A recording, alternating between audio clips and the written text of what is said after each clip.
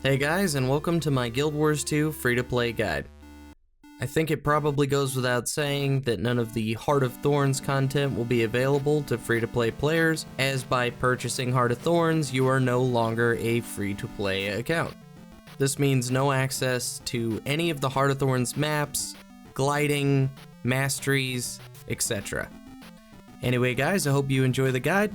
Let's get started. So the first thing you're probably gonna notice is this eyesore up in the top left corner. This is gonna be here for the entire duration of the game. It's not going away. It's always there to remind you that you don't own the full account. So just an FYI for people who might find this obnoxious. Next, you're going to see the server screen, and if you've played an MMO before, you've probably seen this screen before. The difference here is that while in most games you're picking a server for the character that you're about to create, you're going to be picking the server for every character you create on this account. So make sure that if you have friends playing the game, or you think you might have friends playing the game, you pick a server that you guys can all play on together. Guild Wars 2 does offer mega servers, which allows you to play with anyone across all servers, but you won't be able to play world versus world, and you won't be able to have a guild together, and if that's important, you should keep that in mind. It's also worth mentioning that if you do decide to purchase the game, you'll be allotted one free server transfer. Next up, you'll be taken to the character creation screen. Pretty self-explanatory, just click on a block and create a character, but you will see that 3 of the 5 slots are locked off, and this is just until you buy the game. Now ideally you have as many character slots as possible when you're starting a brand new game, but keep in mind it is free. And I do think 2 slots is more than enough to get used to the game and find a class that you like. So after you've created your first character and done the opening story, you'll find yourself out in the open world. Press I to open your inventory and get a look at the storage space that you have. Up in the top left, you'll see a 20 slot starter backpack. This bag cannot be upgraded or replaced, so that's 20 right there. Just below that, you'll see 2 slots where you can place additional bags to increase your inventory, and below that, you'll see a little locked off section. Now, if you were a paid player, you'd start off with 4 slots instead of 2, and you'd also be able to spend real world money to increase the number of slots you have. Now, I don't find this restriction to be too game breaking or unfair for new players, but you will be spending more time emptying out your inventory than paid players will. We're only going to talk briefly about mail, but there are some restrictions to keep in mind. You won't be able to send any gold or items to other players as long as you're a free account. Now, people can send you whatever they like, so if you do have a friend who's amassed a small fortune in this game, they can pass a little of that on to you just to ease the burden of starting a brand new account. Outside of the mail, we have the chat.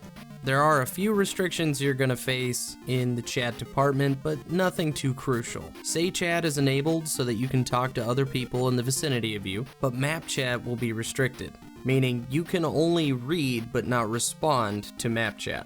So in other words, if you're right next to somebody, you can talk to them, but if you're trying to talk to the whole map, you're just not going to be able to do that. Also, you will be able to whisper people, but only people on the same map as you and your friends.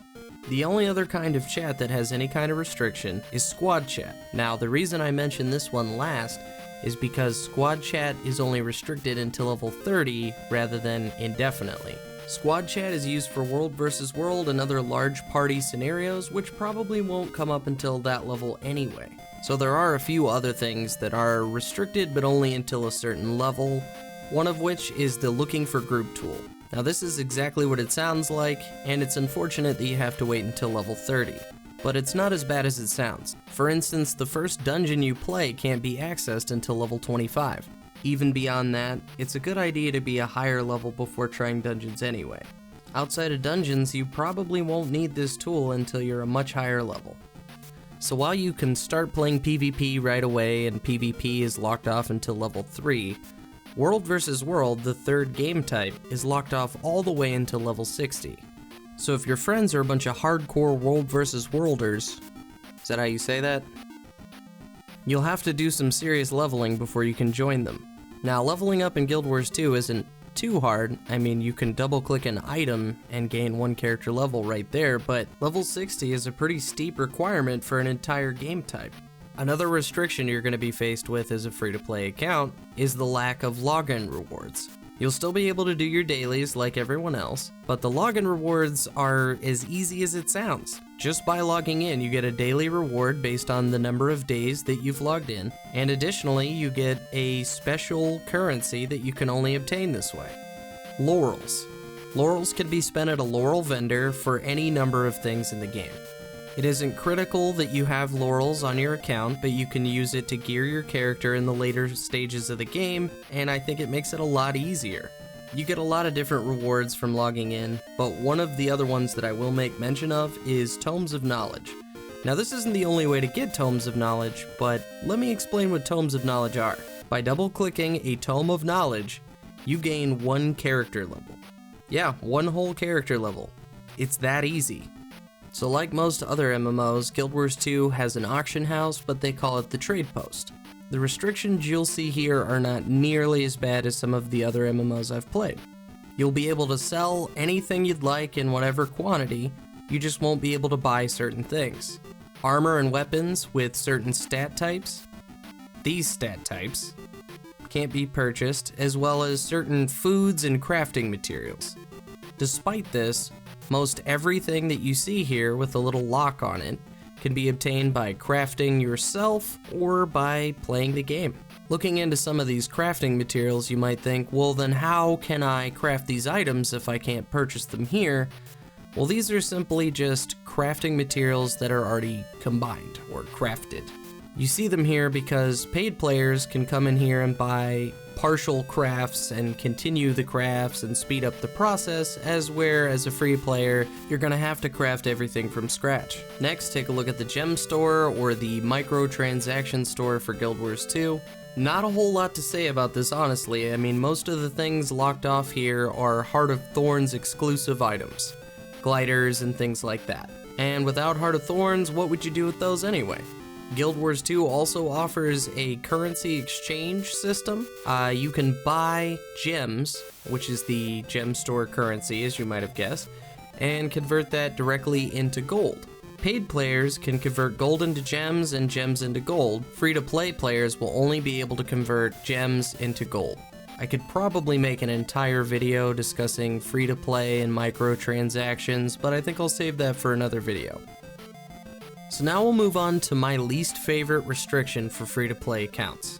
Keep in mind this is just my least favorite and is probably not as big of a deal as I'm making it out to be, but just hear what I have to say. So, free-to-play accounts won't be able to access Lion's Arch until level 35. Lion's Arch is a city that has basically every resource you'll ever need and is sort of the central hub of Guild Wars 2.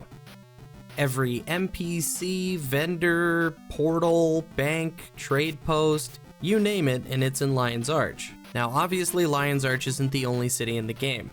Each race has its own racial capital city that has basically everything I just listed in Lion's Arch, but those cities are missing something crucial, especially for new players. Lion's Arch has a ring of portals that take you to each of the starting zones for each race. Now, if you open your map, you can see you have a waypoint to each of the starting zones for each race already, but if you're a brand new player, you have no idea where these points are, and they're so small you can barely see them. So now you're probably asking yourself, Tate, why do I need to go in any of these other starting zones anyway? You can actually earn a lot of levels and various rewards just by running through each of the zones and completing them. Let me just show you how easy it is for a paid player to get to Lion's Arch. As early as level 2, you can click these crossed swords in the upper left-hand corner of the screen. This is Heart of the Mists, or PvP for Guild Wars 2.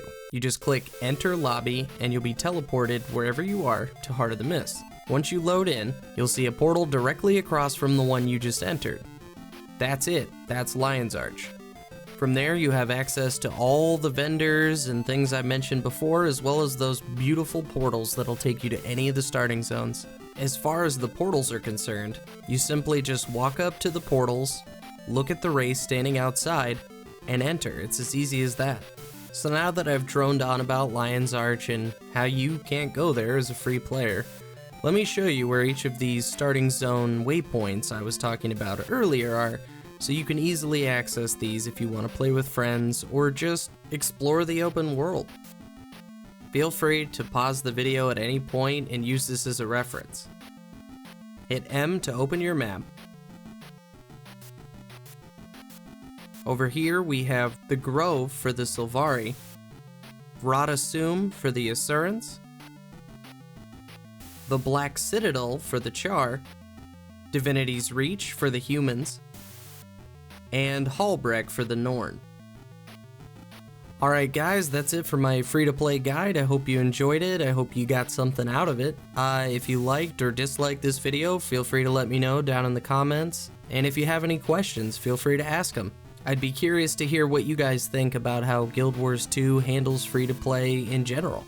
Personally, I think ArenaNet does a pretty good job. I mean, there's no bonus XP for buying the game, and most of the restrictions are things you can avoid until a later level anyway. They don't lock off any essential features either, like action bars, for instance. Anyway guys, as always, thanks for watching, and I'll see you in the next one.